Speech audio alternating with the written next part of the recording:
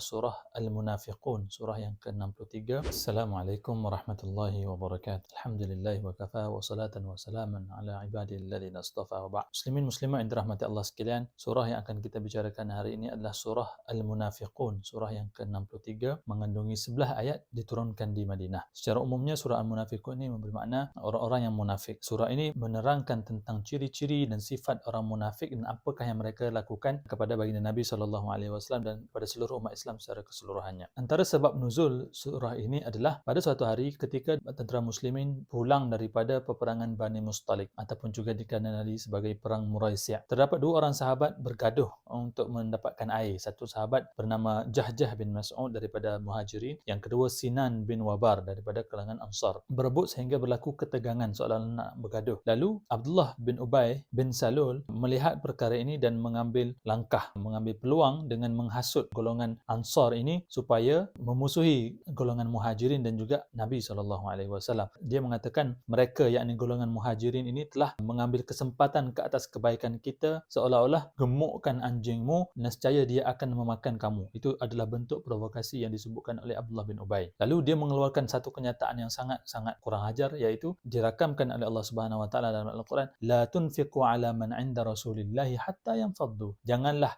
kamu memberikan bantuan, memberikan harta, memberikan zakat, sedekah kepada orang-orang yang ada di samping Rasulullah, yakni golongan Muhajirin, supaya nanti mereka akan berpecah belah meninggalkan baginda Nabi. Dan juga dia mengatakan, yaquluna la irja'na ila al-madinati liyukhrijanna al-a'azzu minha al-adhal. Nanti dia kata, demi Allah, nanti kalau kita kembali ke Madinah, nescaya orang yang mulia ini, katanya Abdullah bin Ubay bin Salul, orang yang mulia ini akan mengeluarkan orang yang hina itu. Jadi merujuk kepada baginda Nabi SAW.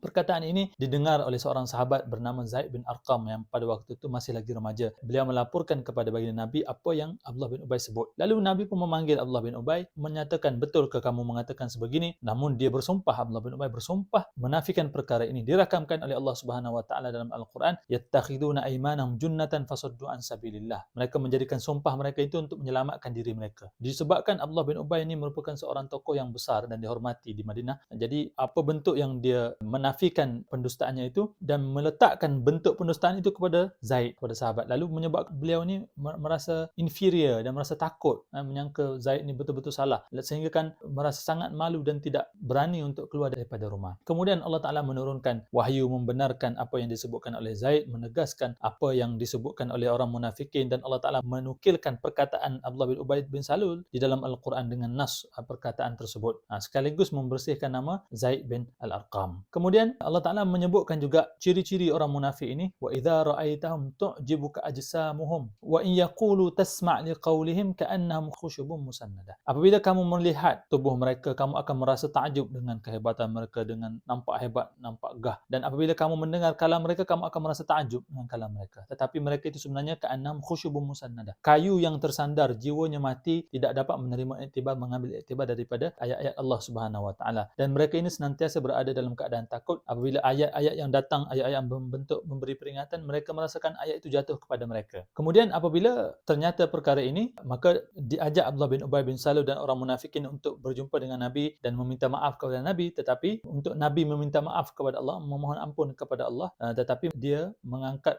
kepala dia dengan perasaan sombong, tidak menginginkan perkara tersebut. Kemudian disebutkan juga pada ayat yang ke-9 dan ayat ke-11 bahawasanya Allah memberi peringatan kepada manusia, kepada orang muslimin, orang mukminin, supaya tidak lalai dengan harta dan tidak lalai dengan anak-anak, kerana dua perkara ini adalah dua perkara yang sangat banyak melalaikan umat Islam daripada mengingati Allah Subhanahu Wa Taala. Oleh itu, manusia ataupun orang Islam disarankan untuk berinfak, untuk bersedekah, mengeluarkan harta yang diberikan oleh Allah Subhanahu Wa Taala sebelum daripada datangnya kematian. Kerana banyak penyesalan di ambang kematian itu tidak lagi berguna. Penyesalan pada ketika itu tidak lagi berguna. Kenapa Allah Ta'ala menyebutkan harta dan apakah hubung kait harta dengan munafik, sifat munafik? Pada awal surah Allah Ta'ala menyatakan bahawa orang munafik ini sangat menjaga harta mereka, sehingga kan sanggup memboikot orang lain disebabkan harta. Maka Allah Ta'ala memberi peringatan kepada orang Islam agar jangan jatuh ke dalam lubang yang sama dengan perangai orang kafir, orang munafik. Kenapa menginfakkan harta itu adalah menjadi satu ubat kepada penyakit nifak? Ulama menyebutkan sifat utama orang munafik itu adalah kedekut dan takut rugi. Dua perkara ini, kedekut dan takut rugi. Ubat untuk dua penyakit ini adalah mengeluarkan harta, menginfakkan harta dengan bersedekah, mengeluarkan zakat dan seumpamanya. Dan juga kenapakah di dalam banyak ayat-ayat ayat Al-Quran Allah Ta'ala menyebutkan apabila orang itu sudah hampir ingin mati, setelah melihat malaikat maut ingin mencabut nyawa, maka mereka meminta daripada Allah Subhanahu Wa Ta'ala untuk hidup kembali ataupun diberikan sedikit masa supaya mereka bersedekah. Kenapa mereka nak bersedekah? Kenapa mereka tidak kata ingin nak solat, tidak ingin berpuasa dan sebagainya, tapi ingin bersedekah? Kerana sedekah itu adalah benda yang paling mudah. Sedekah dapat dijalankan, mengeluarkan harta itu dapat dijalankan kurang daripada 1 minit, dapat memberikan harta. Adapun solat, jihad, puasa itu memerlukan waktu yang panjang. Kemudian ketika mereka sudah ingin meninggal, mati, mereka akan dapat melihat bahawa betapa besarnya pahala menginfakkan harta, menyebabkan mereka nak menginfakkan harta pada ketika itu. Dan juga kaitannya dengan sifat nifak itu kerana manusia pada hayatnya itu harta dan anak-anak lah yang banyak melalaikan mereka daripada mengingati Allah Subhanahu Wa Taala. Maka ketika mereka nak mati, mereka nak kembali hidup untuk mengeluarkan sedekah, mengeluarkan infak. Tetapi Allah Subhanahu Wa Taala menyebutkan walan yuakhirallahu nafsan idza jaa ajaluha. Apabila sampai tempoh masa seseorang itu mati, maka Allah Taala tidak akan memanjangkan. La yastaqdimuna sa'atan wa la yastakhirun. Allah Taala tidak akan menambahkan 1 minit ataupun 1 saat ataupun mengurangkan 1 saat. Apabila sampai masanya,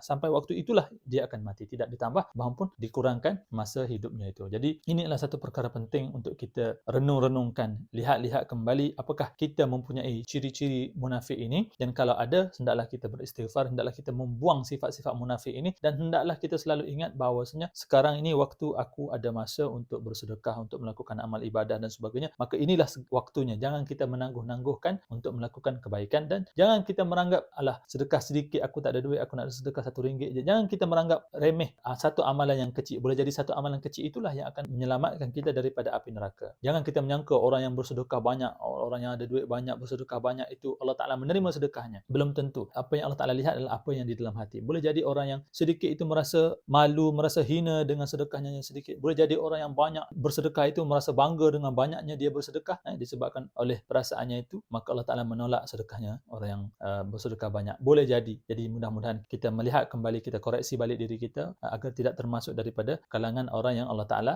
sebutkan ini terdiri daripada golongan orang munafikin. Wabillahil hidayati wat taufiq. Wassalamualaikum warahmatullahi wabarakatuh.